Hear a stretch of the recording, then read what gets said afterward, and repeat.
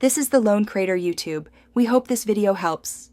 In this video, I will explain how to duplicate cars in GTA V Online.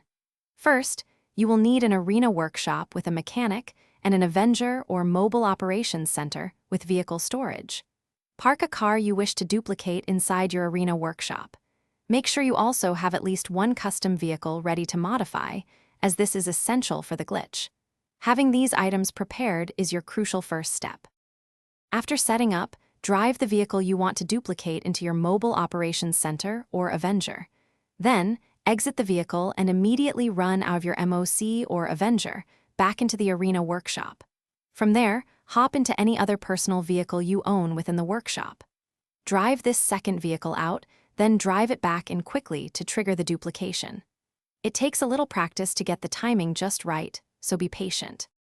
To successfully duplicate, you absolutely need an arena workshop, which you can purchase from the Maze Bank Foreclosures website.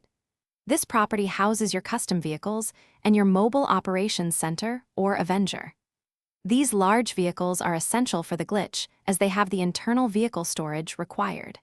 Make sure to have a few low-value vehicles stored in your arena workshop too, as these are used to replace the duplicated car temporarily. Once you have duplicated vehicles, you can sell them at any Los Santos customs shop on the map.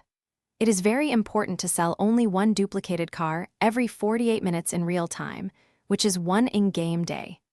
Selling too many vehicles too quickly can flag your account and temporarily prevent further sales. Pace yourself, wait for the cooldown, and always prioritize caution to keep your account safe and profitable. Thanks for watching. Consider subscribing if we helped you.